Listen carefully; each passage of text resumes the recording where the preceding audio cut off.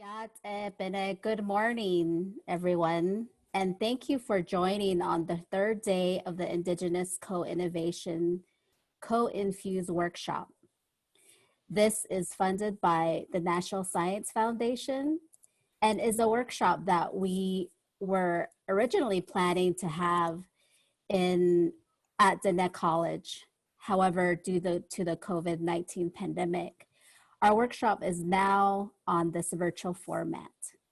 And just a reminder to everyone that the registration continues to be open and is free to all interested participants. The purpose of this workshop is to learn how higher education institutions can collaborate with Indigenous communities on the innovation at the nexus of food, energy, and water systems.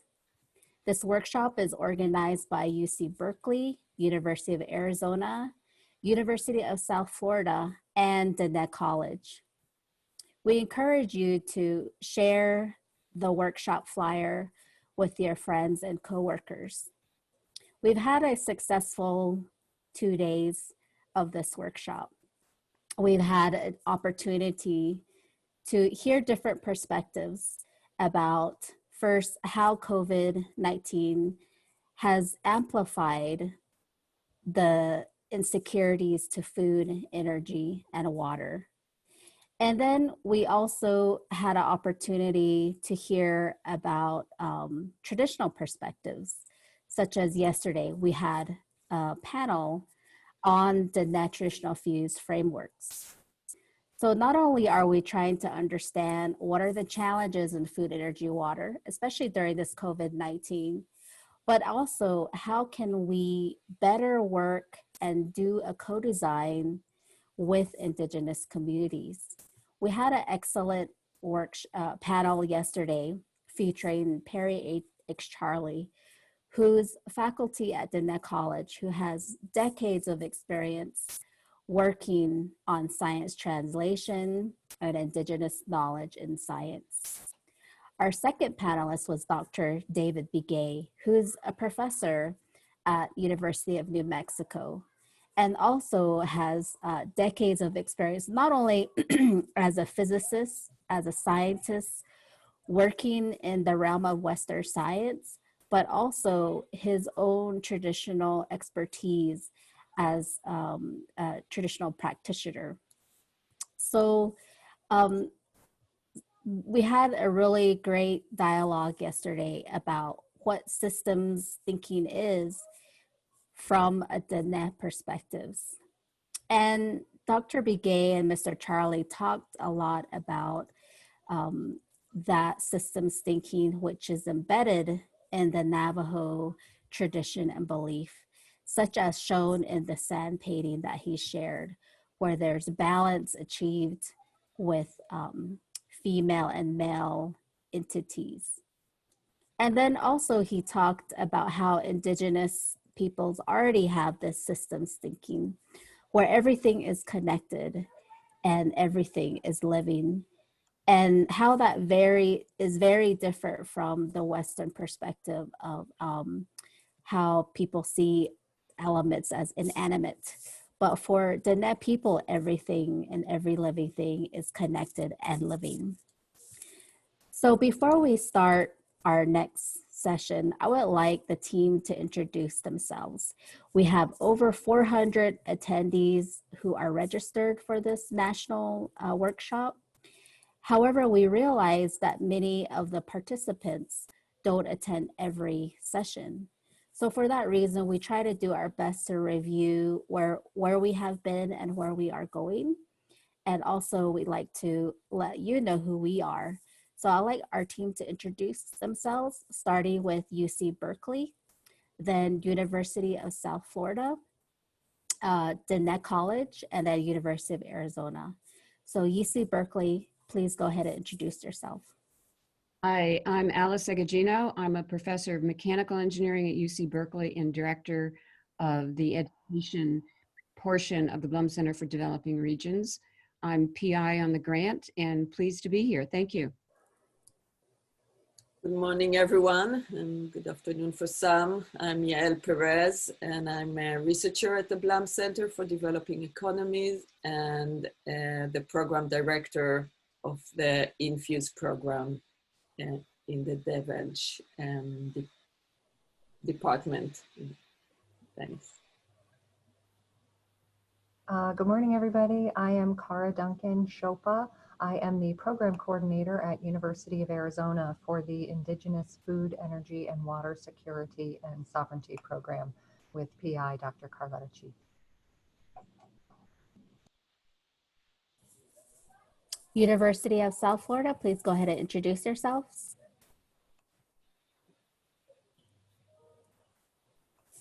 Okay, University of South Florida is our partner.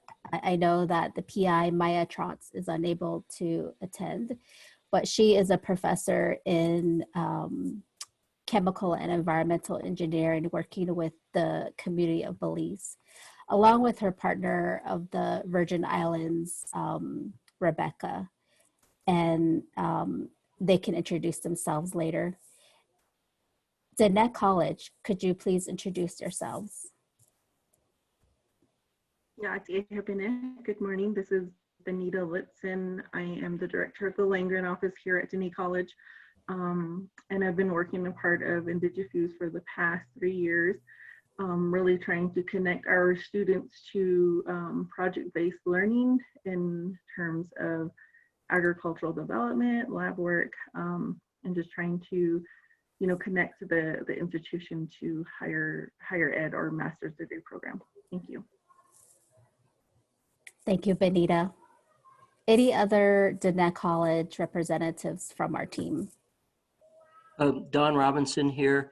How you doing? I'm associate professor in the School of STEM at Diné College, and I've been helping with Carletta's NRT program, along with Cara and her faculty and students for the last 3 years, and working with Benita Litson here at Land Grant to promote the FEWS technologies and education for Diné College and University of Arizona FEWS programs. And I should also add that I have also 9 students, 9 interns, and 3 grant staff. I'm a PI on a National Science Foundation Teacup grant, Tribal College and University program grant. And we have a 5-year program of academic support work, including a summer program in research internships. And 9 students are on the program right now. They're watching and listening, and on our 3rd day. So this is an important part of our summer internship this year, and we're very grateful to participate and help. They're taking notes right now and helping in the project in many ways. And we have them write an essay every day on their listening, and we meet before this 11 o'clock program, our time, for about an hour to discuss the previous day's talks and concepts, and it's very, very good. It was a wonderful program, and we're very grateful to participate in this. Thank you. Thank you, Dr. Robertson. Anybody else from Diné College who would like to introduce themselves from our team?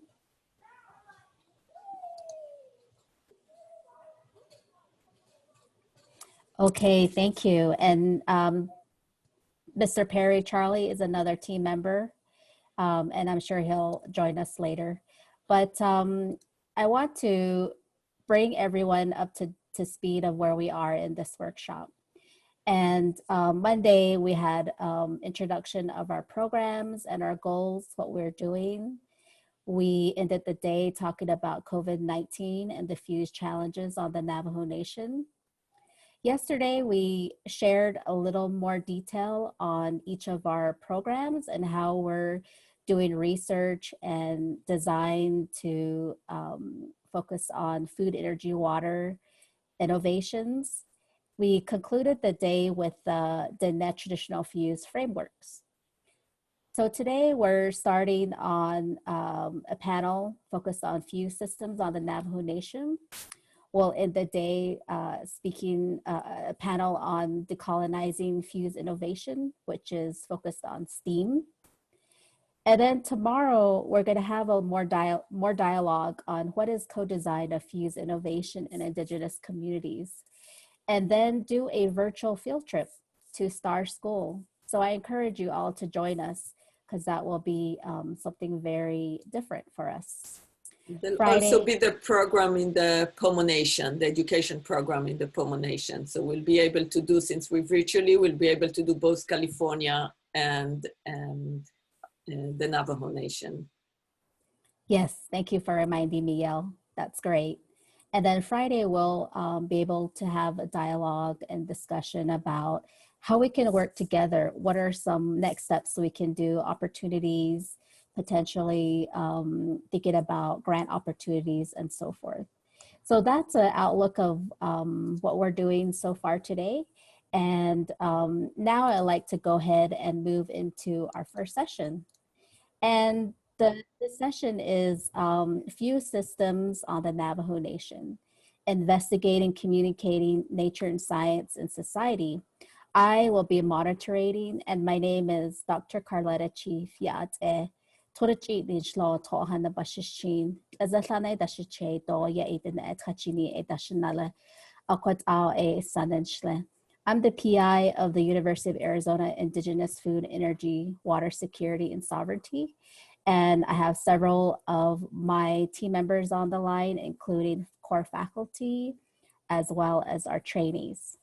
The panelist today is 4 panelists: Rex Kuntz of the Navajo Tribal Utility Authority, Suzanne Singer of Native Renewables, Benita Litson of the Diné College Land Grant Office, and Stephanie Hall of the Tulani Lake Farms. I would now like to provide an outline of what our session will be like today. So the session will run for 60 minutes. It is a panel, and I will ask the panelists to briefly introduce themselves, 3 minutes apiece, speaking on who they are and who they work for.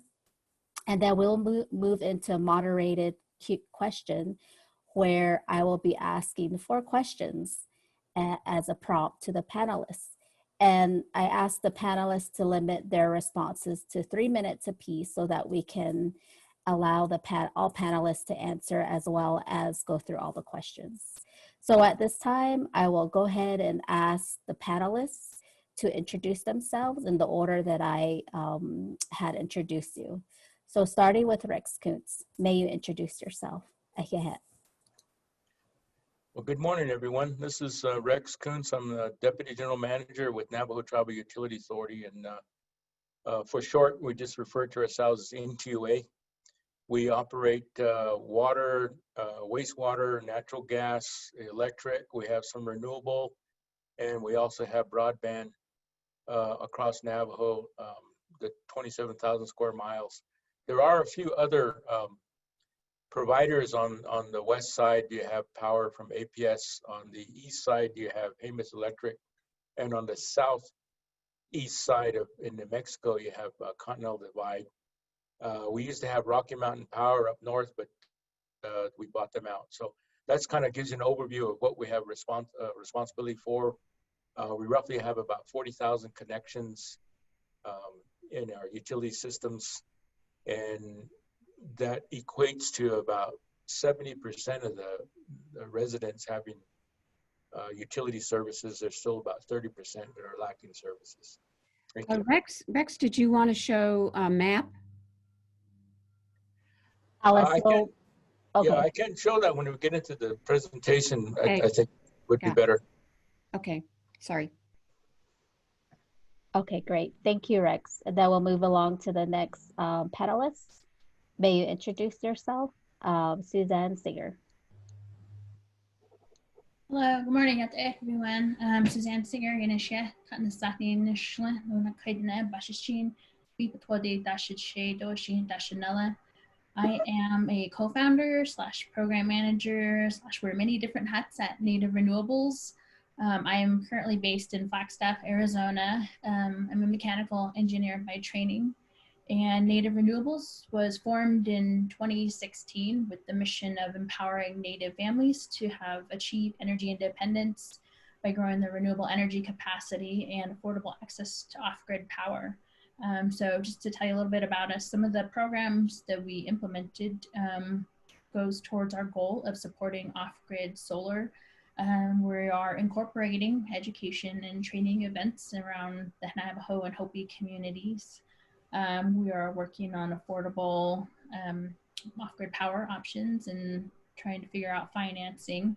And we're also trying to, as we integrate programs in a holistic and sustainable way, we're also working on integrating cultural knowledge around the sun. And so thank you for inviting me. Thank you, Dr. Singer. I would like to ask Benita Litson to introduce herself. Benita Litson in Shia Sanjikin and Shlon Tachini Bashichin. Here on a Dashachedo, Totani Dashanella, Auto a Lido a Nasha. So good morning. I am Benita Litson. I am the director of the Langan office here at Diné College in Saley, Arizona. We are a community college based on the Navajo Nation. We do have 6 satellite campuses throughout the Navajo Nation, New Mexico on into Arizona. And we roughly have around 1,200 students annually who are enrolled in the program. So recently we have developed an agricultural degree program in hopes to get the next generation involved in range management, livestock management, and also growing their own foods. So we have 3 tracks. And so we are, constantly recruiting students to try to get into these programs and being able to sustain our way of life of, agricultural way of life, caring livestock, caring for our land, and being able to provide our own food. So those are our main concentrations. And so we've been doing work around youth development programs, getting students into agriculture through summer youth camps. We're fortunate to partner with other institutions or other funding sources such as USDA Animal Plant Health Inspection Services, who allows us to create 3 camps through the summer. Unfortunately, this summer is the first time we had to cancel it due to the pandemic, and finding out ways to reach out to the youth through virtual internet or, virtual sources, but figuring out what that process looks like for the community youth. In addition to, the adult ranchers and farmers, we had to halt all of our workshops and trying to figure out how we're going to work with them best. But this is definitely a crucial time to really rethink about agriculture on the Navajo Nation in light of the issues that we are having with our access to foods. We go to local grocery stores and there's no food on the shelves, healthy foods on the shelves. So creating those opportunities is going to be important. And so that's what we try to do, is try to reinvigorate the next generation, support our farmers and ranchers to be able to provide for local foods to the community, going through the national protocols of Food Safety Modernization Act, creating those training programs so that they can, participate and be able to sell their produce locally. So that's what we are inspired to do. And thank you for inviting me this morning. Thank you, Benita.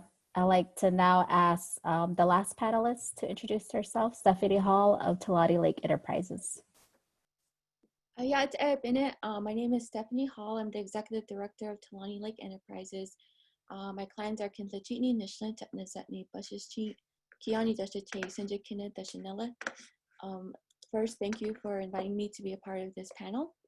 My organization, Tulare Lake Enterprises, is a nonprofit located on the southwest corner of the Navajo Nation, and we serve Navajo and Hopi communities primarily in the Little Colorado watershed.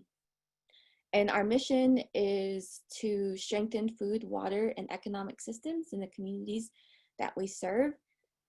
We've been established for about 20 years, and we initially started out as a business incubator for food entrepreneurs, namely farmers. But getting into that work, our founders quickly realized that a lot of the food challenges to agriculture lies in water, so access to water and access to infrastructure. And so throughout the years, we've grown our program from a business incubator to a more robust programming that empowers youth. It empowers researchers and food and water initiatives, both through direct programming and through a fiscal sponsorship program that we house, where we're like a conduit to bring in resources and funding to food and water initiatives in our communities. And some of our strategies include building up other nonprofits and co-ops and individual entrepreneurs that align with our mission with strengthening food, water, and economic systems. So yeah, thank you. Ahead, Stephanie. At this time, I would like to ask the first question to the panel, and I'll bring up Rex's PowerPoint slide for the first question. The first question is, can you share some examples of unique food, energy, water challenges that face the Navajo Nation? Please limit your response to 3 minutes. Thank you. Rex, you are the first one.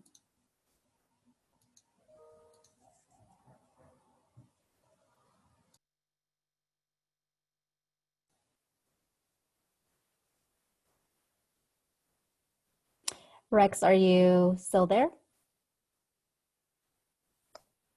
Sorry about that, I was still muted. The map shows an overview at a 20,000 foot level of Navajo. The blue lines show water systems that N2A operates right now. So it kind of gives you an idea of where there's pipelines existing. They're relatively extensive. Some have grown quite large, but there's still gaps in between. So you can't necessarily move water all across Navajo because there's gaps in between. The nation is pursuing the water rights. And so the red lines are conceptual lines that would move bulk water once water rights are acquired. So New Mexico is settled. Utah has passed the House and is moving towards the Senate. And then Arizona is still in litigation. So there's a great volume of water that's coming. The black dots show all the homes that IHS has in their system that are not served yet. Those are unfunded, unserved homes. The numbers are quite a bit more than what's shown, but it does give you clusters of those that they have in their system and their record. So you can kind of see where people don't have water yet. So there's, when you blow that data up and magnify it, you'll see those dots pulling apart from each other. So they're quite remote, many of them are very, very remote. And that's one of the great challenges that we have right now is trying to find alternatives to get piped water to those areas that are very remote. You have two issues. One is the cost per home is real high, but the more critical issue is many of them are so far apart that moving the water to them, the amount of usage does not turn the water over significantly to maintain its disinfection. So you may end up having your disinfection dissipate before it gets to the homeowner. So those are some of the challenges that have to be examined closely and looked at. But this just kind of gives you an idea of the overview. The water rights will bring, New Mexico already has about 22,000 acre feet of water. The Utah settlement is 81,500 acre feet. And then the Arizona is rumored to be roughly 90 to 100,000 acre feet, but no one knows for sure at this point. So you have an idea of what that means. The blue lines, we consume about 10,000 acre feet across all of Navajo. Now that's just residential water use and a few business and government offices use.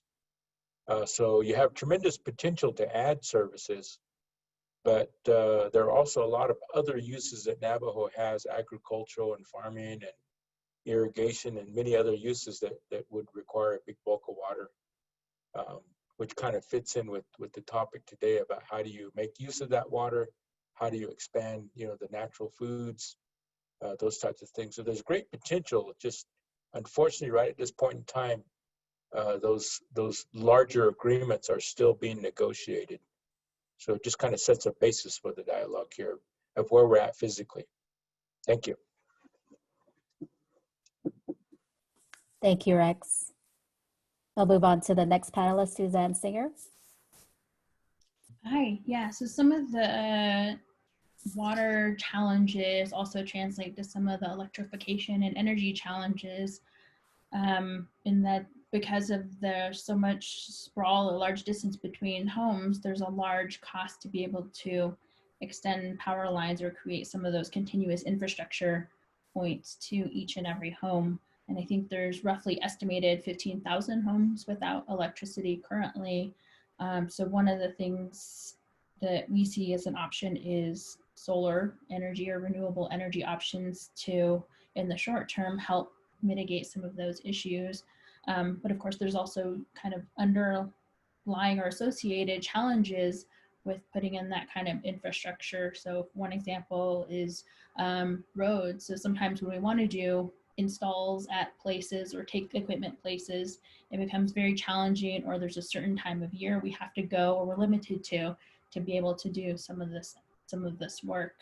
In terms of, I think, getting the education and all of that implemented, the travel time, or just having locations to do events, or even hotels, places to stay, that if we bring in educators or if we bring in partners, where do we site them so that they're not traveling so far? But then, of course, I'm sure other panelists will comment on how internet ties into that, telecommunications and food sovereignty, food deserts, and water quality. Great. Thank you very much. I'll move on to the next panelist to answer the question. Benita Litson. Hi.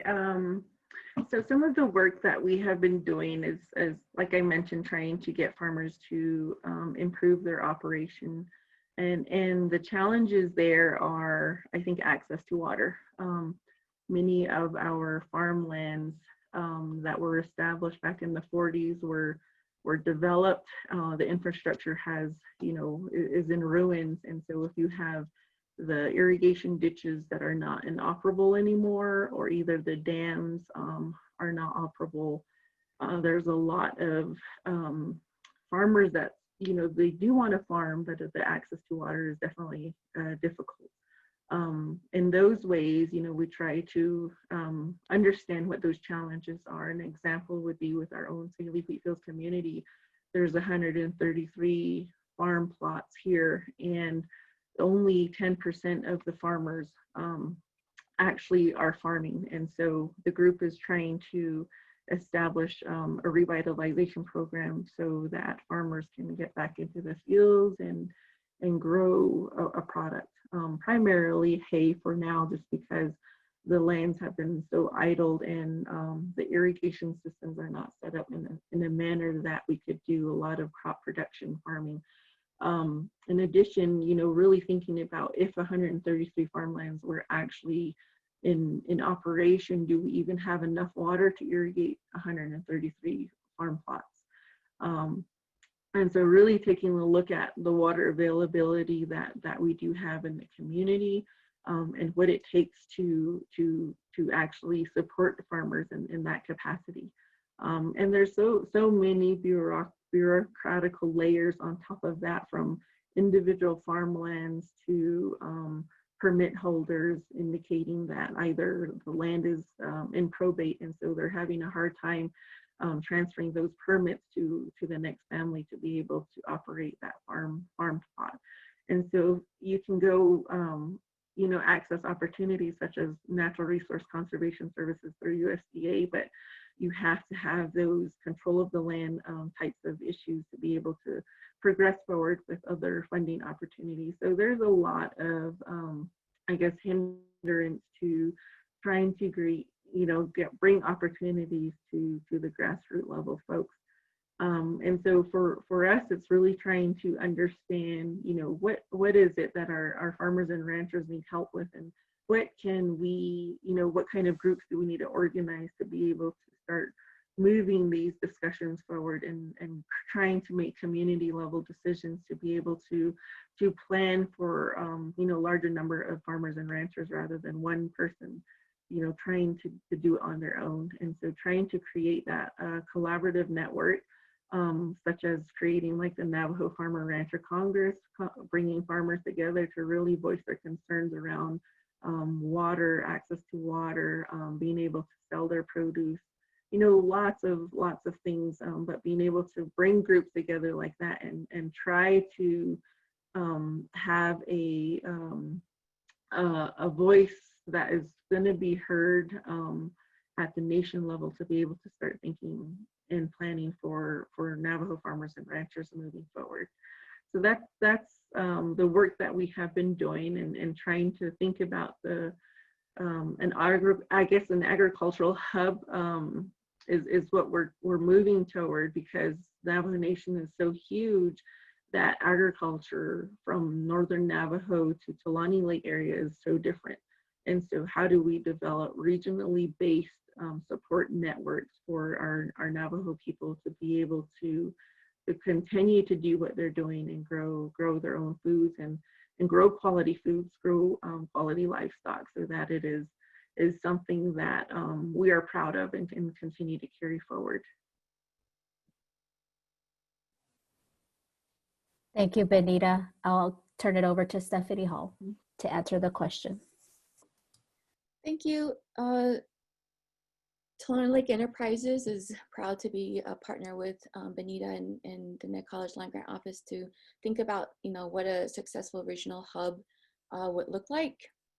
So some of the challenges that we've been facing stem from are systemic. For instance, policy. The policies that are set up are not really set up to honor our belief systems and the way that we operate as Native people, and our relationships to the land and to the water. And it doesn't really promote the values that we hold dear to, what we want when we think about a healthy and happy life, living within the 4 sacred mountains of our sacred place. And because of that, when we talk about policy changes that could support that, we come up with a lot of challenges and barriers when educating our decision makers about, why we want to focus in on soil health, trying to make food safety policies adhere more to, things that make sense for us, because we don't have large structural systems, infrastructure that support like really robust food safety programs that other areas might have, and we don't have those infrastructure because of challenges when it comes to land and water acquisition, and having those rights to be able to work on the land because of our status as a reservation. And because the policies don't really support, how we operate on Navajo, it's really hard to set up channels to support for the government, our tribal government, to support, local grassroots growers, small to medium scale farms, whether it's at a home site lease or along some waterways such as the Little Colorado River. The channels, it's very difficult for the nation to be able to invest in small and medium scale farms because the policies aren't set up, to be able to support those types of resources. Some other challenges that we are facing are just partnership building. As Benita kind of really explained, is that, in order for us to be successful, we need to have robust partnership building, so that we can have a full picture of what we're trying to accomplish and how it can benefit, more people and more communities. For instance, planning for water, there's a lot of planning for water pipelines and getting from different one pipeline to the next.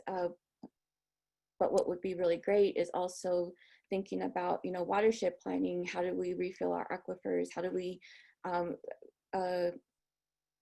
manage our rangelands so that, we when we do hit droughts and the rainwater is not just rushing off our land and creating erosion, it's staying on the land, it's getting absorbed by the land and refilling our aquifers. So, those bigger master planning and regenerative practices, haven't really hit the mainstream discussions yet when it comes to water infrastructure and water planning. And that's, I think a challenge that it would be, the solution is just to have really good, robust partnerships. And then the partnerships, when it comes to acquiring funding and resources, we have a few examples that I'll probably share a little bit later about, some robust partnerships bringing in resources and funding, and being successful with those partnerships because we had multiple stakeholders come on board, not just from the community level, most importantly from the community level, but also bringing in Navajo Nation partner, BIA partners, and USDA partners into plannings and strategies, and being able to take those strategies and to replicate them in other communities has, challenges enough there, but so those are some of the challenges that we've been facing from our perspective as a nonprofit, grassroots organization situated in the community. Thank you, Stephanie. Before I move on to the next question, I would like to acknowledge Shidejike, who are on the line, individuals that have really been working on the ground as well.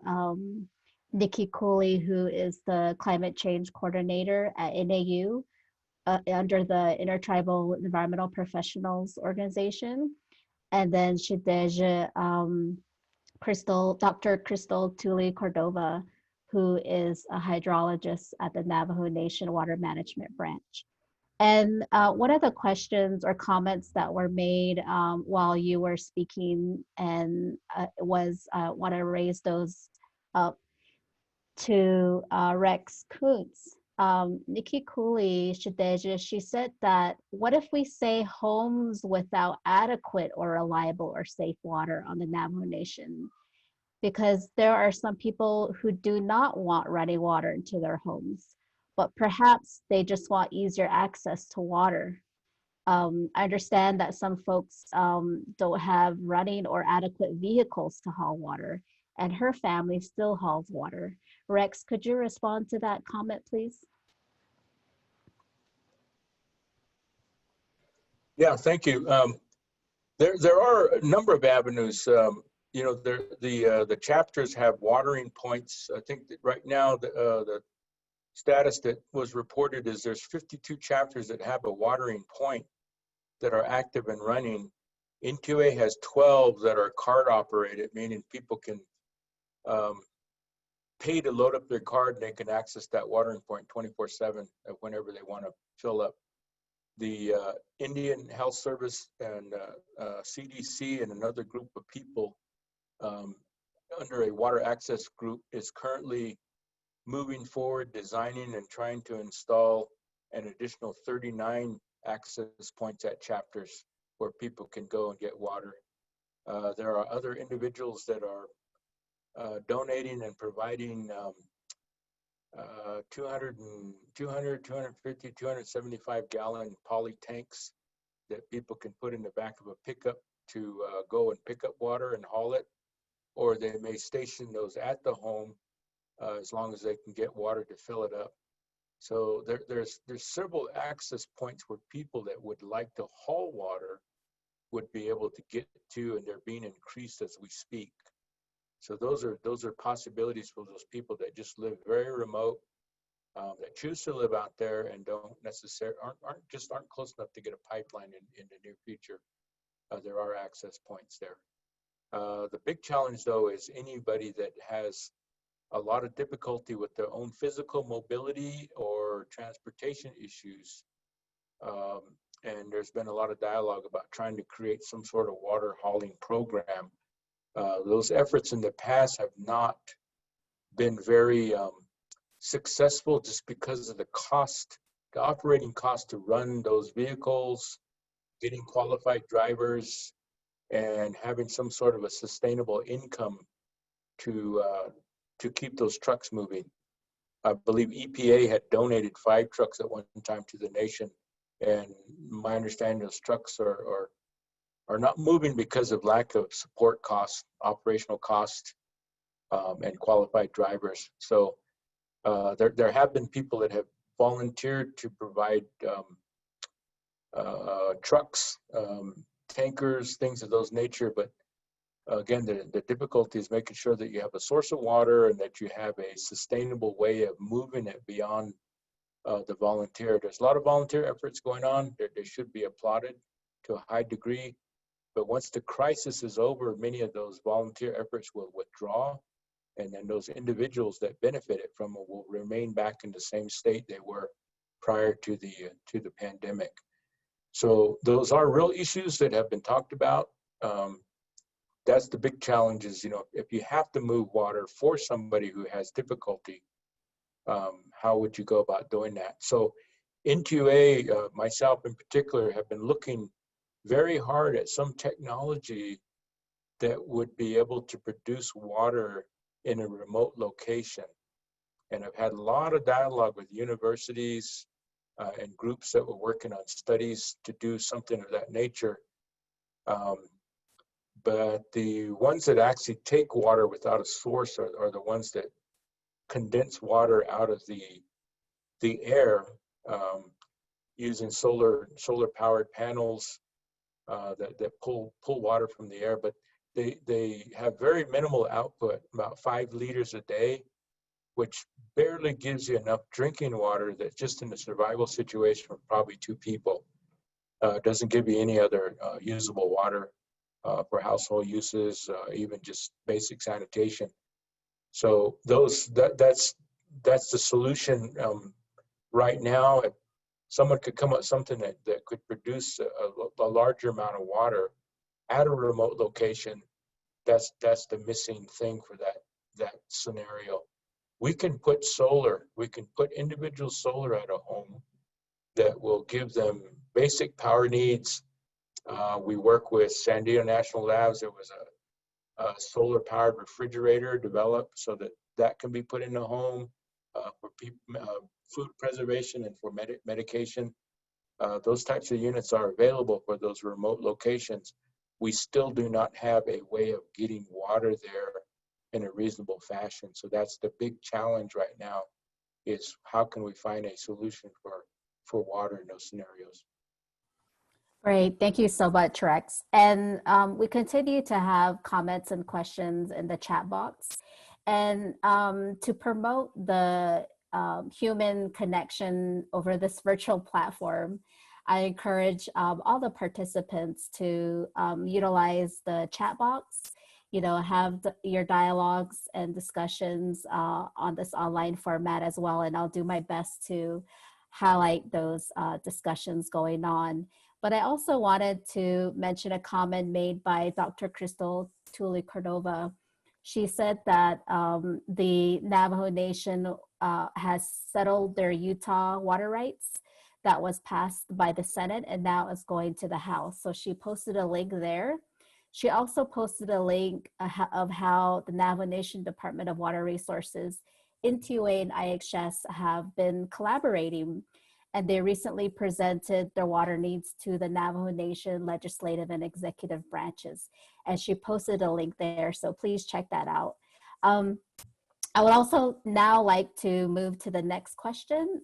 We talked about the challenges facing the Navajo Nation in food, energy, and water, and all the great work that you are doing in terms of education, partnership building, collaboration, training, developing agricultural hubs.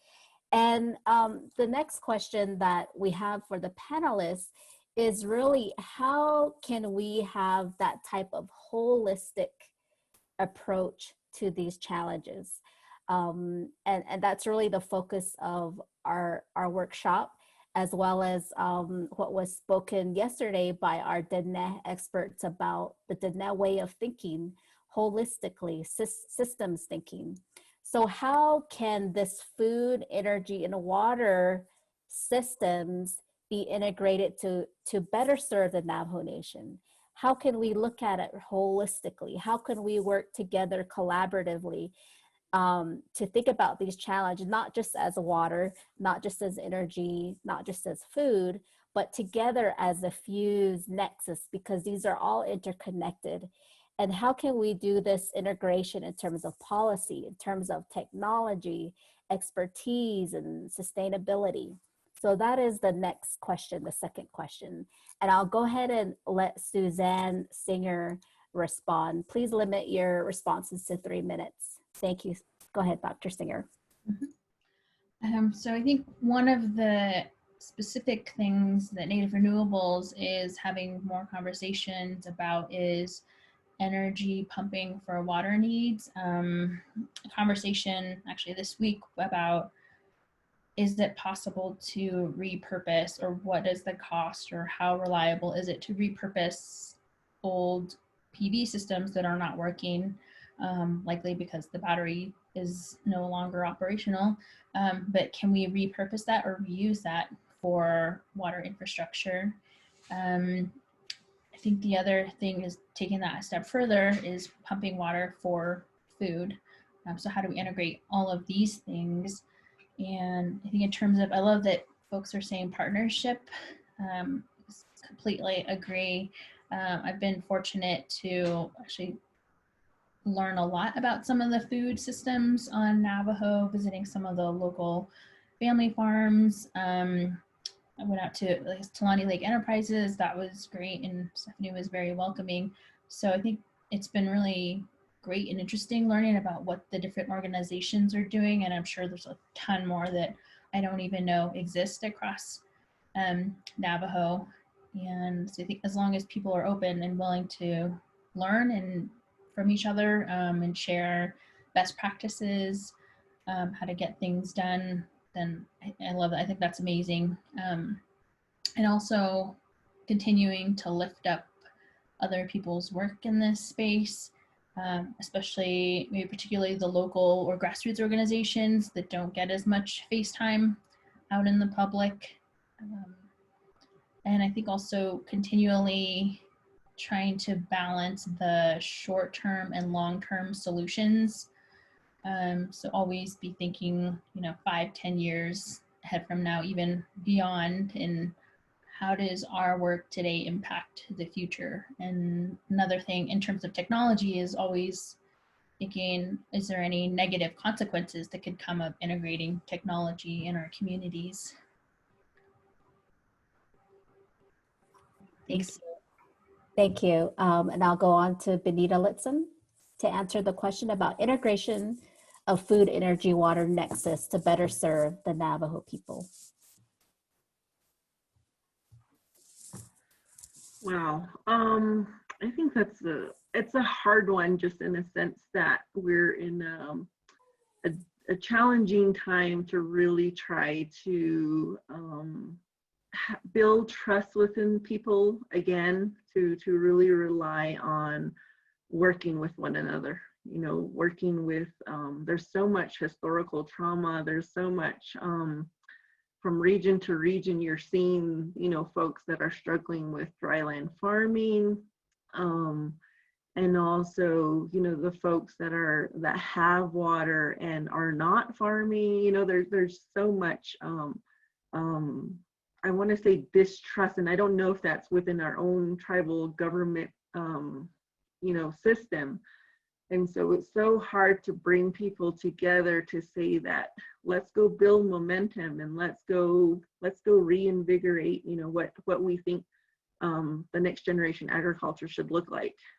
There's a lot of people that are beginning to start thinking that it can't be done, it cannot be done.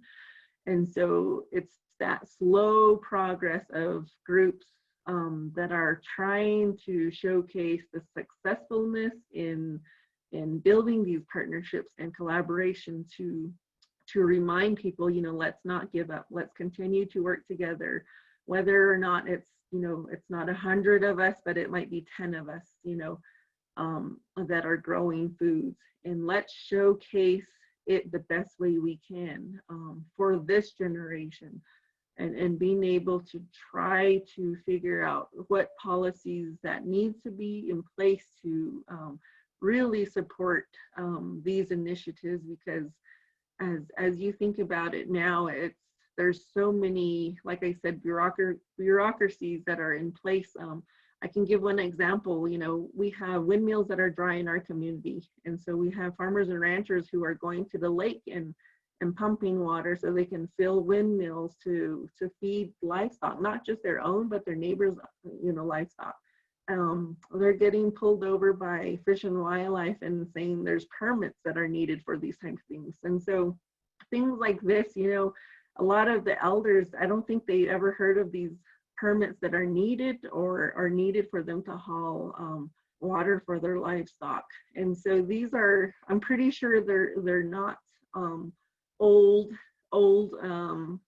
they're not probably new policies, but they're never, we never heard about them. And so you kind of tend to start thinking, are these new policies? And start thinking, how are we going to progress forward when we don't really know what the true policies are, you know, that the nation has for us. And so what laws might we be breaking to be able to farm our own lands? I hear of like the next generation farmers not being able to access farmland because, you know, they're not a part of that system that their grandparents or parents had a permit system. And so they may want to farm, but how are they going to access farmland to be able to farm their little piece of land? So what are those support system or support mechanism through our nation to be able to support the next generation farmers and ranchers? I think that's where we're really stuck. And I think, you know, it really needs to come to the point where we gather the right people. Like you said, you know, it's all integrated, you know, water, agriculture, natural resources, it's also integrated.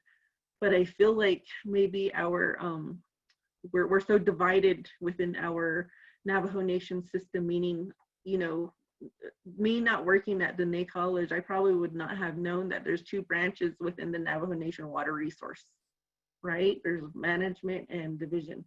And so where do you go? So there's a lot of things, you know, if you're new, you're trying to figure these things out, and it becomes discouraging, you know, for the next generation to move forward and proceed. So I think creating, you know, like the Tulani Lake Enterprise, Shiprock, Native Cooperatives, Dene College, NTU, but being able to have support mechanisms that would be able to help push the next generation to really thinking about working with one another again, and working in cohesive groups to be able to hopefully get some policies or that information relayed back to groups, and to be able to proceed forward in a quicker manner, because, you know, it takes a lot of time to be able to get a permit.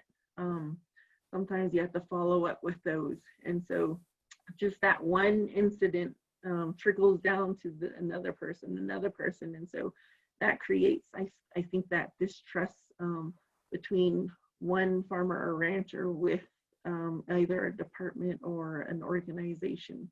And so it's very difficult, but I feel like really going back to the grassroots efforts of what is the intent of why we want to farm, why do we want to run livestock, really understanding the importance of why we are doing this, and knowing that, you know, we have to sustain the land, we have to sustain our water, we have to be able to protect those resources so that we can continue, our grandchildren can continue to do, grow their own foods and be able to live on the Navajo Nation, just as we did with our study here and with the watershed study for our community here. You look at the stream flow data, oh my goodness, it scares, it's a scary thought in regards to the next 20 years, we probably will not have any more perennial streams. It might be even quicker than that.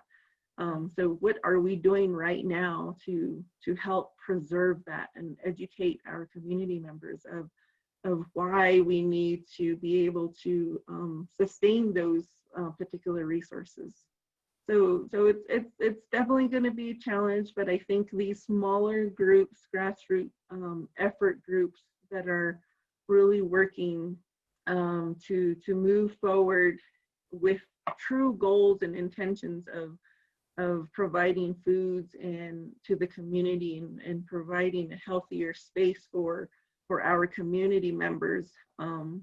I think it would work, but it's definitely going to take a lot more people than, 5 or 10 groups, so it's going to be a lot. I think it's an uphill battle, but it can be done slowly. Thank you, Benita. I think you've reminded me, especially in terms of the food part of it. For the Navajo people, it's not just about agriculture, which everybody really thinks immediately when they say food, but livestock and ranching is big on the Navajo Nation. That's another source of food. So the food, energy, water nexus is what we're talking about today. And I would like to have Stephanie Hall provide her answer to the question about food, energy, to water nexus. How can we look at this as a system in addressing the challenges? Stephanie. I think I'll answer in two different ways, or two different points. So back to what's already been kind of emphasized, there's a lot of need to assess policy and regulations when it comes to food, water, energy systems on Navajo Nation. And through that, policy, it needs to be started, initiated, and controlled by, a group of food and policy council made up of diverse voices and backgrounds, grassroots, elders, youth, technical expertise, academia, and also, guided by the people who, guided by philosophy, by traditional philosophy. And these councils or these advisors, if we can bring them together to work with our tribal government as a partner, and being able to develop campaigns and to develop initiatives that tap not just into Navajo Nation or tribal resources, but tap into the state of Arizona or, the local state and the federal government and other areas where they're supposed to be helping to develop robust economies on tribal nations.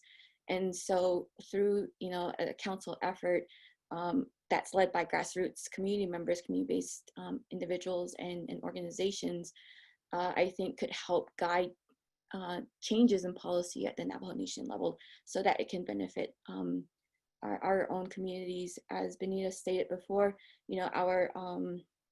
our areas that we work in are so different. For us, we deal with challenges such as our water being contaminated by uranium and arsenic. Most of that is naturally occurring, but a lot of it is also occurring from abandoned mines during that uranium era. And so, when we talk about food and agriculture in our region, we always have to take that into consideration and tap into the resources that we have at the university level, at the tribal level, at the state level, in order to address some of those really huge concerns. And also policies when it comes to like human resources. For instance, there's a policy, the Navajo Preference Act. It's an act. It's law. You're supposed to be able to focus in on Navajo businesses and organizations. But I think that the act doesn't really have a lot of guidance when it comes to how do you build relationships so that you know who's on the ground doing the work and you know who to go to be a part of that process. Um, and I think that as we're growing these smaller initiatives, as they're gaining momentum, even though they're kind of a little bit slow, there's opportunity to look at best practices. I mean, a lot of the work that we're doing is innovative in our own right. And so being able to capture what works and what doesn't, and then sharing that with the partnerships that we are building is going to help speed things up. And so I feel like if there is a way to share these best practices, whether it's in summit format or whether it's, you know, larger like position papers or whatever, you know, being able to communicate these sort of strategies is going to be important for everyone who's working in all of the food, energy, water systems. Thank you, Stephanie. I just want to welcome those that have just joined. We've getting people on the line constantly. And this is a great discussion about food, energy, water nexus on the Navajo Nation. And for my students out there, if you can go ahead and put on your video. I'm trying to promote this human connection over this virtual platform. And to let the panelists know, we actually have the Net College students that are joining this virtual panel. And as you know, as Suzanne was talking about earlier, this challenge of lack of access to internet connection. So our students are actually having to drive many miles just to get on the Zoom platform to get access to their own education. So acknowledge their efforts just to be on this platform and encourage my students to turn on your videos so you can connect on this virtual platform, because I know you have better internet access than our Diné College students that are having to drive many, many miles to be on this discussion. So Suzanne, what do you think about that in terms of energy? You know, energy is often disconnected from food and water.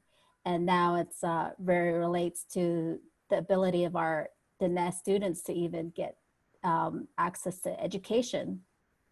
Would you like to speak on further on that? Yeah, it's incredibly challenging, as we all know.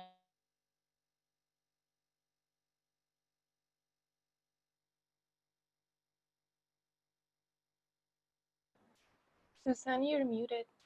Dr. Singer, you're unmuted. You're muted, sorry. Okay, thank you.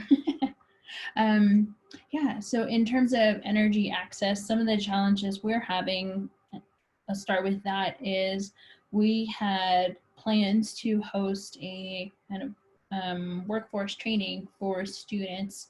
We had our first one at the end of last year, and there was about 10 participants that came and spent several weeks with us to learn about off-grid solar and kind of the basics of solar photovoltaics. And as we mentioned earlier, COVID is amplifying that challenge. So we are not hosting another in-person event currently, and we are trying to think of ways that we can help do another training, but it's become really hard because we know people have internet access challenges. People who do have internet, sometimes they have limited data, so we also don't want to consume a lot of that data in case they need it for emergencies or reaching out to families or their community members. So that's in terms of education. Yeah, I feel for you. I think I've gone out to several areas, and not having access to even cell phone service sometimes is really hard. So in terms of energy, one other thing that I feel like happens in the rest of the US with resources is that doing things like data monitoring, remote data monitoring. So for example, we've been trying to think of ways when you install, let's say you install a solar system and you want to make sure that it's that it's still operational, that we are working with battery-based systems, so there's a limited amount of power it produces. So is there ways that we can track the power consumption? And if, let's say hypothetically, if a family plugs in a bunch of space heaters, we can text them and say, hey, you should probably unplug some of the things that you're using. So some of these ways of simplifying or streamlining some of our processes have become very difficult, and even coordinating and planning. And I appreciate everyone driving, because I know that it takes a lot of effort. And yeah, so I'll leave that. That was the telecommunications challenge that I know is happening and ongoing. It makes it really hard to do education, not just for all through K through 12 and even college students. Thank you, Dr. Singer.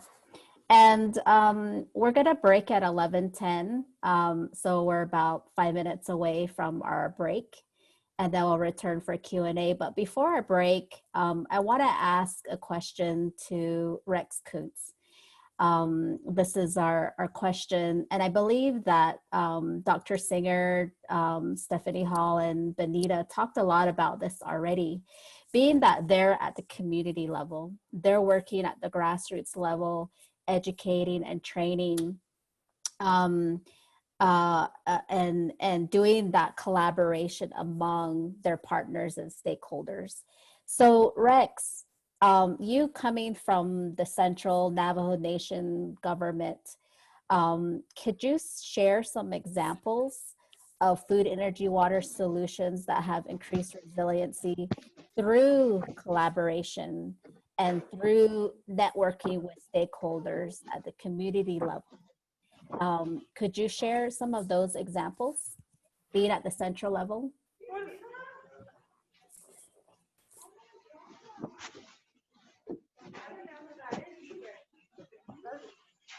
Yeah, can y'all hear me? Yes, we can hear you. Okay. There's a lot of opportunity.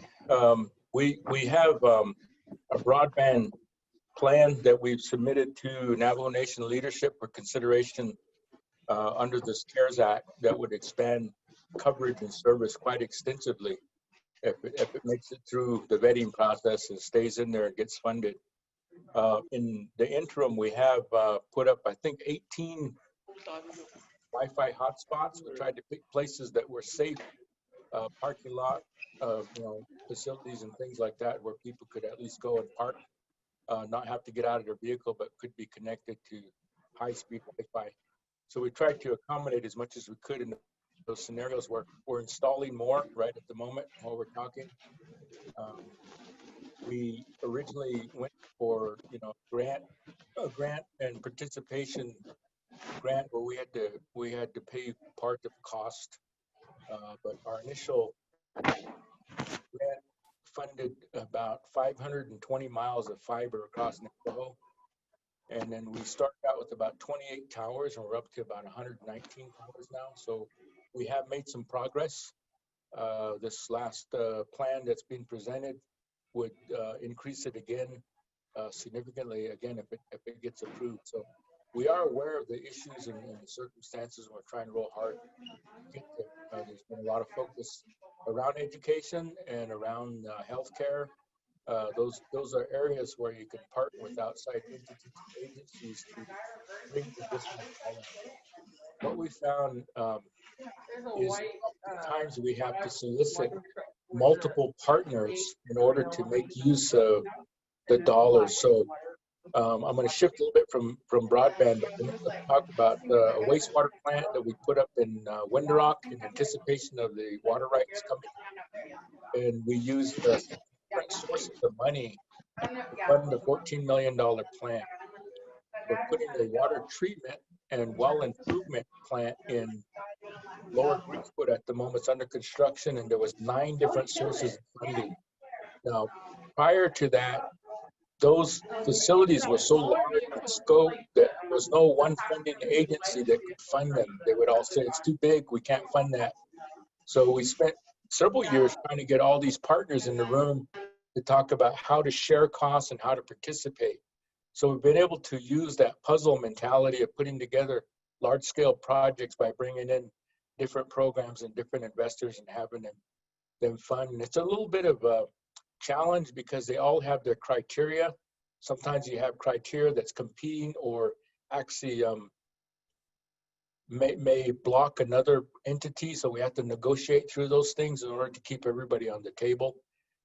We started a process of meeting with chapters to talk about global planning, and I think several people here have mentioned that, and I think Ms. Litzen mentioned starting with a small group, and I think that's a very important strategy, is to get very knowledgeable people, those that may have the academic background, but also those that have some practical on-the-ground knowledge of what the real-life situations are out here. Start with a group that creates a global vision and a plan. And you start at a visionary level, but you always have to bring in taskmasters at some point that know how to put the nuts and bolts together. You need to create a vision that people can believe in and can buy into. You're going to need the leadership to buy into it, and you're going to need the grassroots people to buy into it, because that's where things get hung up oftentimes. And the leadership will listen to the grassroots, and if the grassroots are not fully aware and not educated, they may raise issues and concerns that one-on-one you could explain, but in a large group, it's hard to get their attention to have them understand. And the leadership being voted in office often listen to the grassroots very closely, and they try to respond to those opinions at that level. So in the middle, groups like who's on this phone call have to educate both directions. You have to educate upward, you have to educate downward, and the lobbying effort is very, very important. And using Stephen Covey's 7 habits, negotiation, getting to yes negotiation is small agreements made in private lead to large agreements made in public. And that's where I think Ms. Litzen's concept comes in, is you start with a small group, get continuity, consistency, and agreement. Then as a small group, you can influence a much larger group, and you keep moving up until everybody gets the education that they need. It's a process, and you have to be dedicated. You can't give up. And you need a handful of people, like the people that are on this panel, that have an understanding of their piece and how do you integrate it. So yes, indeed, power has to be integrated with water. Communications is now becoming a very important need of the people for safety, for connectivity, for all types of reasons, to pull those things together. And in the business world, there's an old phrase, location, location, location. The map that I showed gives you major routings of where things exist now. Oftentimes we get people who want to build something way out far away from where there's already existing infrastructure. And it becomes very difficult. The challenge is there, the cost is so high. Some of that cost will submarine those projects. They might be a good idea, but people need to start looking at where these facilities exist. 491, for example, will have a 36-inch pipeline going down the line. There's a 4-lane highway. There will be a 115 kilovolt line, power line to put in to move that water, but only 20% of that power will be used to move the water. That makes 80% of it available. There's already 96 strands of fiber along that route. Everything you can think of from an infrastructure standpoint in mass quantity is there. The potential there, a lot of wide open space, but that's the other challenge is land control. How do you get control of the land so that you can build and provide the services and needs and housing and hospitals and education and all of these things in those areas, consolidate it in density so that they're self-supporting and sustainable. And once you have all those things in place, the people will migrate to them. So you got to get chapters along there to start thinking about planning globally. And in our first meeting with those chapters along that route, they were very open to crossing those boundaries and collaborating. Because of COVID, we haven't followed up with them. But the goal at the end of that engagement was, we asked, what is it that you leave Navajo for? What things do you go off Navajo for? And they started listing item after item after item after item of why everybody goes off Navajo to get things. The challenge I gave them before we come back together with them is, how do you create that on Navajo so people don't have to leave Navajo to get it? And everything that everybody's talking about here is a very key part of that. You'll have a ton of water coming down 491. You got a lot of open space. It's very ripe for private farming, small commercial farming. It's ripe for a lot of things like that. The one thing that they are missing, though, is that the people did a great job negotiating water rights, but they forgot to ask for storage. There's no reservoirs. This water right all comes from flowing water from the San Juan and the Animas La Plata. In order to make the best use of it, you either take it while it's moving past you, or you pull it and store it. And we forgot to negotiate storage in there. The Ute tribes up north demanded storage, so Lake Nighthorse was created. Navajo is one of the 7 parties that have water behind that dam. We can get water there as storage. It can be released, comes down into Farmington, gets treated there, and then we take it after it exits Farmington. But we need storage on Navajo. They're going to build a treatment plant to pull water out of the San Juan for the 491 run. There needs to be storage. And it may not be one big giant lake. It could be a series of storage. But if you want to do farming, a reservoir is your best option for feeding farming. Then you create a reservoir community, a recreational community. There's a lot of benefits that could come from that. So there's a lot of options, thinking in the big picture, multiple generations of how this could work. People have to see the big picture. They got to become a part of it. I don't know enough about the farming industry to know how to advise. I would really invite partnership there.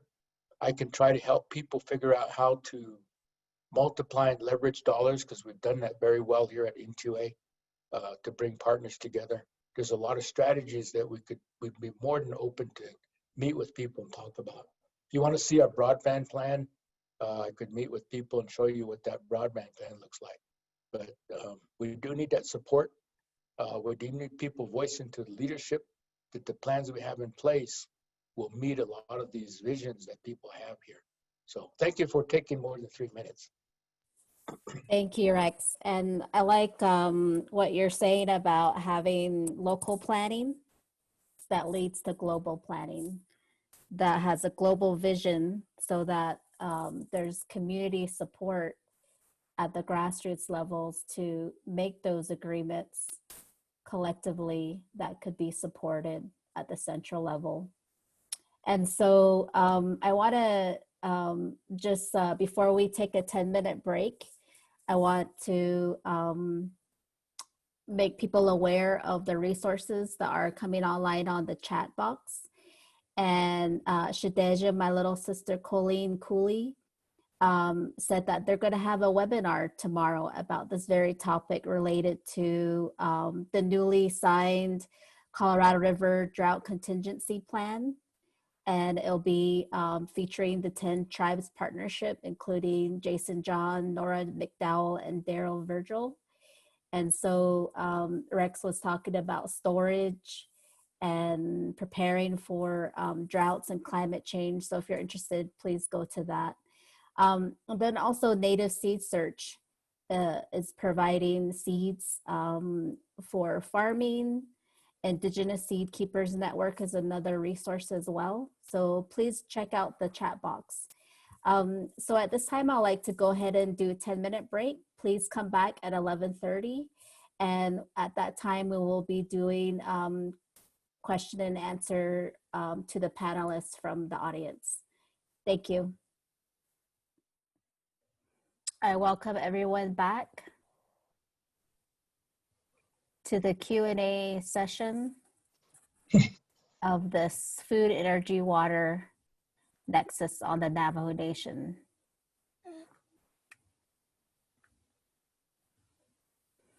I will be moderating this Q&A. And when you have a question, please click on the button for the like, the thumbs up. If you can click on that, I will call on you to ask the question. I'm serving as the moderator for this panel. However, I am supporting the human connection over this virtual platform. So I encourage all of you to, if you can, if your internet is capable, to go ahead and show your video to support the human connection on this. So go ahead, if you have a question, you can raise your hand or even put a like. So I'll go ahead and let Dennis Best ask his question. And if you could ask your question, direct it to a panelist. If it's open to all panelists, I'll try to moderate that. Please limit your answer to 3 minutes at the most, so we can keep the Q&A going and reach other questions as well. All right, Dennis, could you ask your question, please? Sure, thank you. I just wanted to say thank you for all the discussion in this workshop so far and sort of a range of topics. I did want to just come back to some of the topics around broadband and connectivity that we had in the last discussion. And just a quick introduction, I'm a PhD student at UC Berkeley in the Energy and Resource Group, and I've been working on a project related to unincorporated communities in California. And one of the similar issues when we start to think about connectivity and particularly the COVID time, but then prior to that, where you hear stories of people having to drive long distances, as we just heard. And so my question is broadly to the panelists: when we start to thinking about broadband and connectivity and needs and rights or the interest of that connection, is that something that I guess there's a preference for the individual in-home household connection, or is there a preference for creating a hub to some extent, as we've heard in the context of driving to a school or some place where there's good connectivity and Wi-Fi? So I just wanted to get some comments on that, and if it's open to anyone who would like to respond from the previous discussion on broadband and connectivity.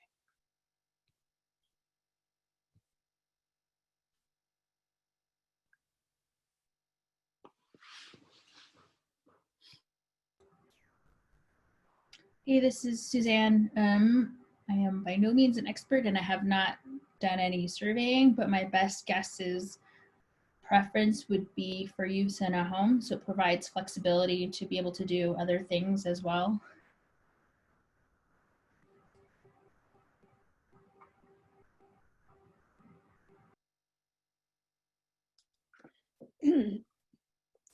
This is are you asking about what the uses are in the home? Is that what your question was?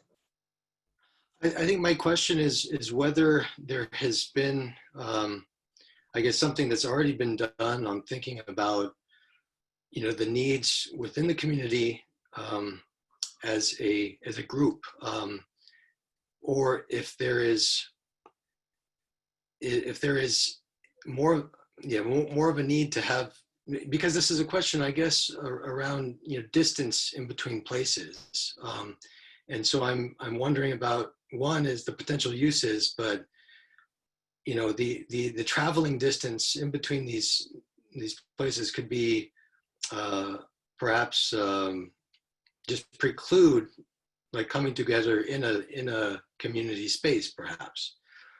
So I guess I'm just trying to get some understanding about the distance between households and the distance between households in a community space, because in the area that I've worked, the community spaces are not so far from the household.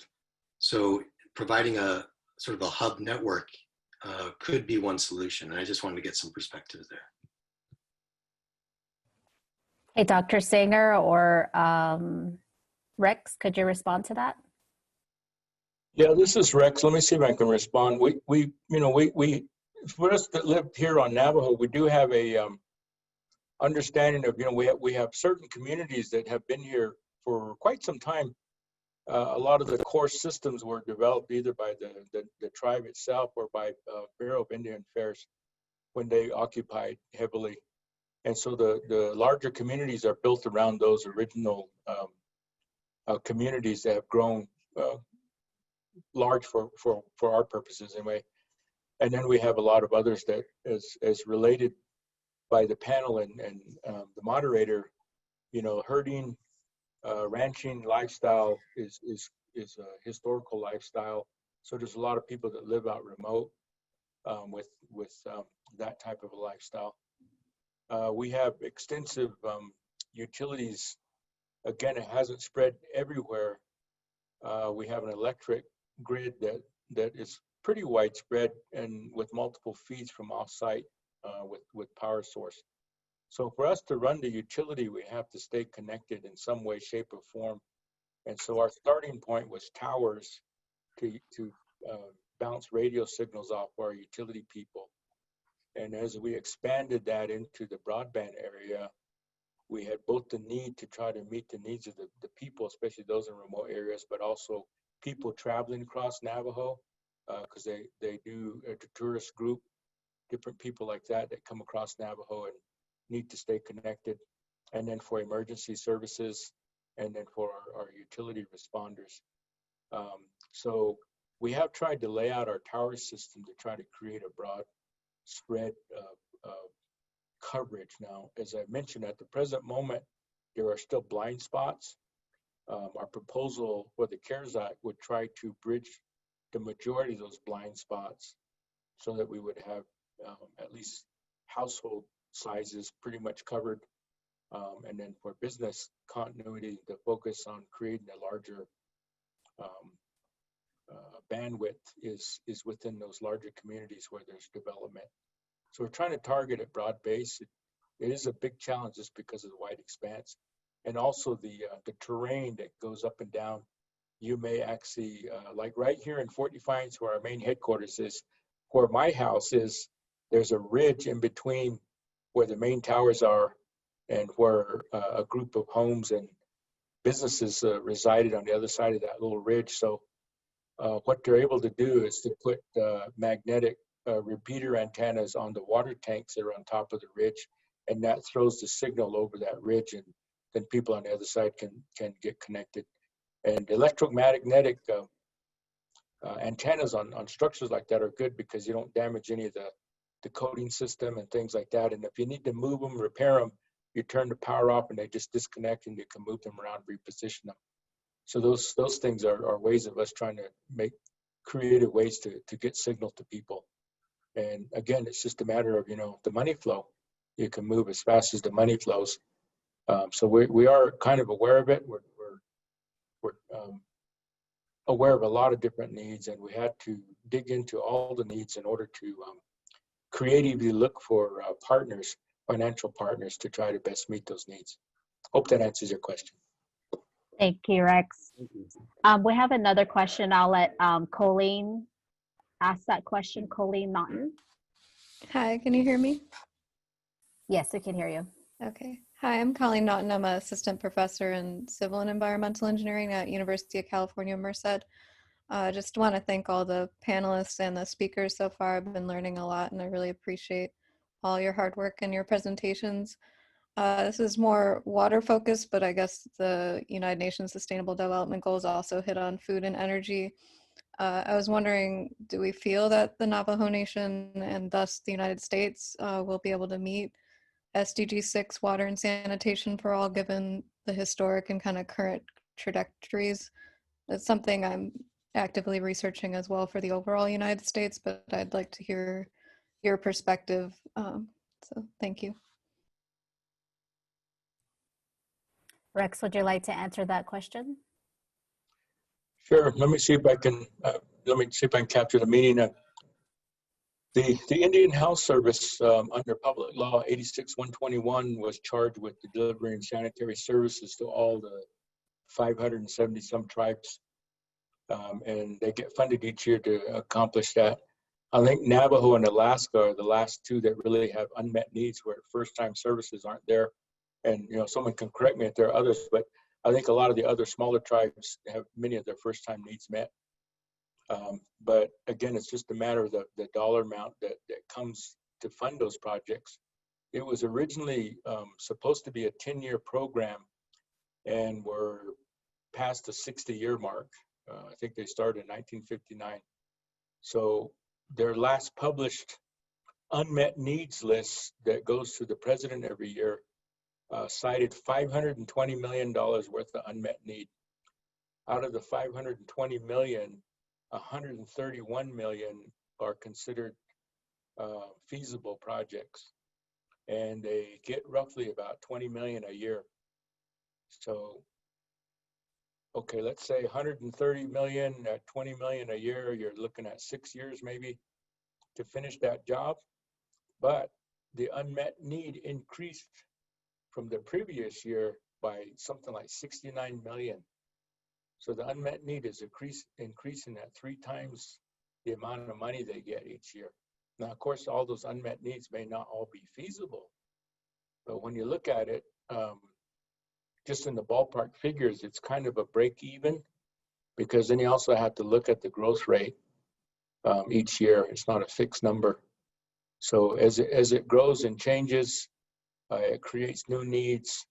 They are funding projects, but it may be more of a break even. So if you're gaining any headway on it, it's a little at a time. It's not big increases in addressing those needs.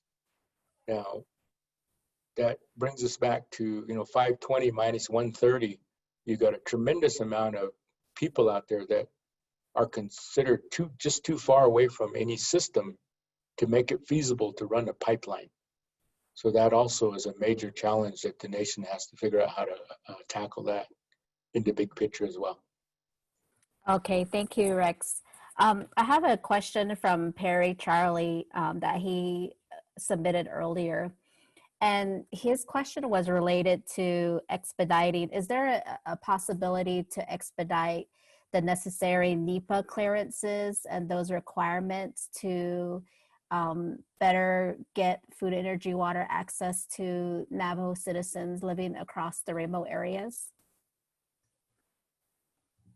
I could pose that to the panel, either Benita or Rex, whoever would like to answer Perry Charlie's question.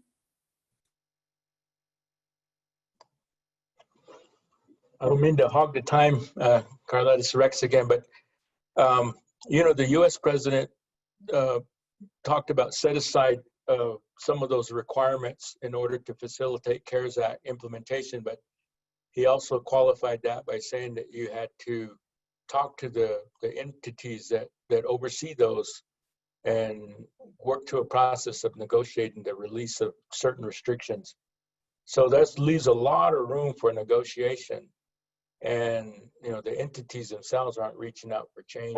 You would have to reach out to them for change. So I know the nation had a task force that put together a bunch of recommended changes, and they're in the process of communicating that to try to release some of the restriction and lighten some of it up. And then there's also the local restrictions by local Navajo law. Federal law sets a basis, you can't take away from it, but you can add on to federal law.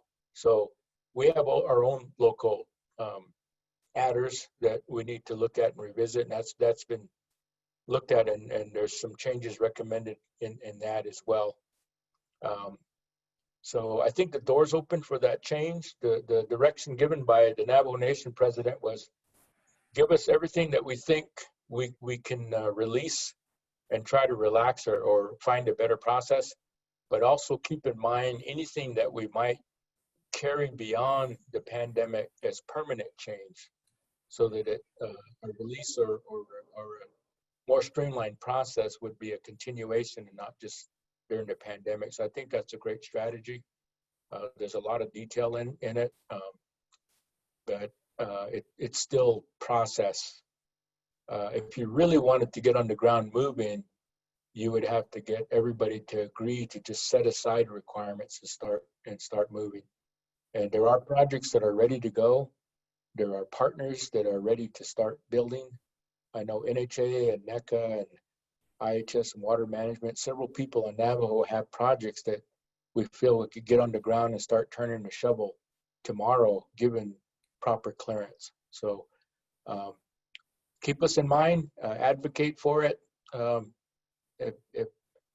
Pray if you need to, but we need to see if we can find ways to release some of the some of the policy. I think earlier someone mentioned a lot about how policy restricts things here, and some of the policies may not necessarily be very practical in how they're implemented. But I think, unfortunately, it took a crisis like the pandemic to open our eyes up and really look at change seriously.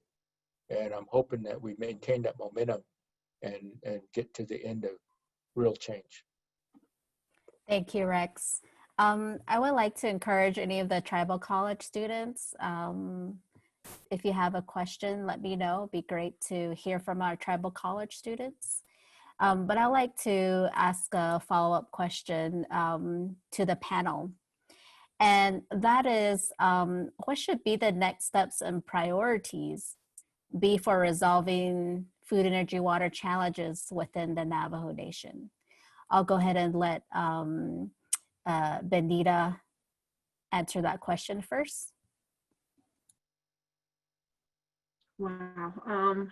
I think some of the next steps are to really revisit the existing policies in place that kind of create those hindrance to progress and figuring out the best practices to proceed forward and streamline some of these practices. I mean, I agree with Perry. You know, we had a NEPA analysis submitted a year ago for one of our projects, and we haven't even heard back from whether or not it was approved, or, you know, things like that. And so what do we have to do to make those type of procedures move forward and really work with what we're doing, you know, for our people.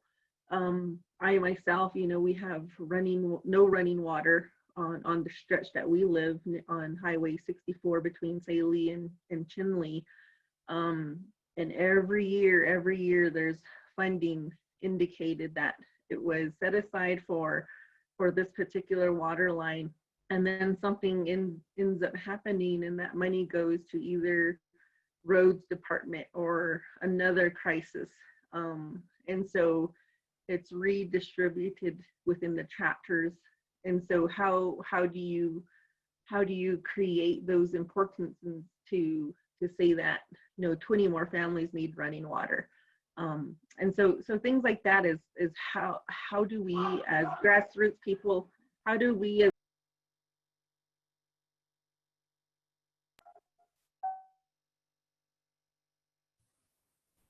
Benita, it seems like we lost you. You're muted still. Okay. All right. I'll let Stephanie Hall answer that question. Looks like we might have lost Benita for a second. Stephanie? Sure. I see Benita back on. I don't know. We can circle back around to her if you want to answer the question. Sure. As Benita pointed out, you know, we need to really dive in and assess policies as they exist now, all across the board, not just within the food and water areas, but, you know, things like Title 26 that gives local governance authority to be able to plan for their communities in a more meaningful way. And we need to start thinking about master planning, using the systems that are already in place, such as the local community land use planning committees and the chapters. You know, there are entities and systems in place already that, if strengthened, could really become the channel to make changes happen on the ground. But unfortunately, there's not a whole lot of capacity building when it comes to these sort of entities. For instance, I sat on the CLEPC for 3 years, and I got one 3-hour training on what our objectives were supposed to be. And during that 3 years, you know, it was a very an experience of just coming across barrier after barrier after barrier, because there's no real capacity building, no real professional facilitation to do planning on that broader scope. In addressing barriers at the Navajo Nation level, we've been awarded a number of awards from the Navajo Nation But for instance, we got one funding from Sahasin for $100,000, and it's over 2 years now since we got awarded that. And it's that Sahasin money, I think a lot of entities haven't been able to spend what they've been awarded because of the bottleneck that's happening at that at the level. And it's all about, you know, how do you make agreements and how do you spend money in a way that is transparent and builds trust on all levels of these projects. And so, you know, just identifying what works best, the best practices. For instance, with that Sahasin funding, we've in a sister funding from another entity, we discovered that, you know, a grant agreement directly to a nonprofit is much faster, more, it's a lot easier versus the nation itself trying to manage the money through its own procurement system and its budget system. So, you know, just kind of identifying that and continuing to build trust with Navajo Nation partners and other stakeholders. And then also, we need to like take a real good inventory of what's successful out there, what initiatives are successful, and start to learn from those. You know, we have a lot of talented people on the ground who are both, you know, employed by organizations like mine or like by the tribal government, but also people who are entrepreneurs in spirit and they have a high level of volunteerism, and, you know, they have a huge passion for their communities. And some of those projects, one of the highlights that we're working with is the Cameron Farm Enterprise Project. That's a pretty cool project that is looking at surveying 5,000 acres and determining a site for a 100-acre incubator farm, wildlife preservation area, and irrigated pasture, with the hopes of also including some planning, water planning for recreation, business development, you know, so being able to find these areas of intersection and being able to find models that work, I think is going to be needed next steps going forward to address a lot of these systemic issues. Okay, thank you. Thank you, Stephanie. Best practices, I've been hearing that a lot through our conversations, best practices and resources and sharing of that knowledge to look at ways to co-innovate with Indigenous communities. So we have about 7 minutes left of this session. And at this time, we'd like to go ahead and administer a poll. And so you'll see the poll show up on your screen about how relevant this session was for you. How do you rate the quality of the session, and if it has contributed to your understandings of collaboration between university and Indigenous communities. So while you're completing the poll, I would really love a question from our tribal college students or one of our trainees. So I know Larry Moore's on the line. Larry was a research intern at the University of Arizona last summer and won a research award for his work with Kim Ogden and on algae. So Larry, would you like to ask a question? Hey there, Dr. Chief. Hope everybody is well today. I do have a question. Can you hear me all right? Loud and clear. Awesome. So my question is for Rex. I believe Rex was the one. I didn't catch the name in my notes. But before we went on break, he was talking about some of the unique challenges facing Navajo water resources. And one of the things that he mentioned was that by the time water reaches a treatment plant to Navajo homes, that we find that the disinfectants or the disinfectants have dissipated before they've reached Navajo homes. And I'm wondering if he might be able to elaborate on how that happens or some ways that that can be addressed.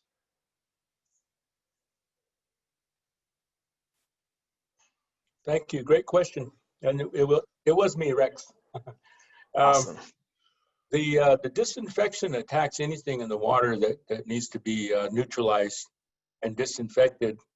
And over time, as it moves, that disinfection may be consumed by doing its job. So you have a couple of problems. Once you have expended disinfection, it can cause byproducts in the water. A little nasty thing called trihalomethane sometimes get produced, and those are no-nos. You can't have that in your water. One thing that we have done is we have applied for and opened up some projects for a rechlorination station further down the line, and we can do some of those things. Of course, that's just more equipment, more costs, and more dollars, and we already have some struggle with the low median income and the high unemployment. In other areas, they can raise the rates whenever they need more money to do these things, and here we have to be very careful. There's a very, very tight balance being increasing a little bit to meet growth and needs and future projects, and also getting to the point where you have people disconnecting because they can't afford the bill. So it's a very tight balance that we have to play all the time, and so that's why we go after outside dollars as much as possible. And any of those things have to meet criteria and qualify, and it's competitive. Someone in one of the notes talked about going after USDA money. We have gone after USDA money. Each state has their own allocation of dollars, and so you get so far in the process, and then they also run out of money, and they're trying to meet needs of the whole state. So we work through that. We've had Navajo Nation entities and leadership want us to sponsor USDA applications for them, and you can just hit them with overload. I mean, you can put in all the applications you want, but only have so many dollars to stretch through it. So the movement, the amount of movement is always tied to what available dollars there are. So those are some challenges as well. Okay, great. Thank you, Rex. I do have a question from Sherry Johnson. Sherry, if you'd like to go ahead and ask your question, that'd be great.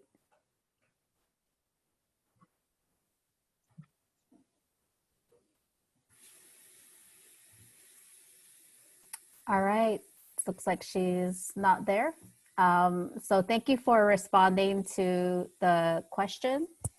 And I want to thank the panelists for their time here today, having this dialogue about food, energy, water nexus and co-innovation with Indigenous communities. And it's really a deep topic that we could continue discussing for a long time. And I appreciate you really taking this time to engage in that conversations. And I hope that we will continue this conversation. So I thank all the panelists and all the participants for attending today. And I hope that we will stay connected. Please watch out for follow-up regarding this panel and the entire workshop together. So just a reminder that we will continue with the session at 1 o'clock.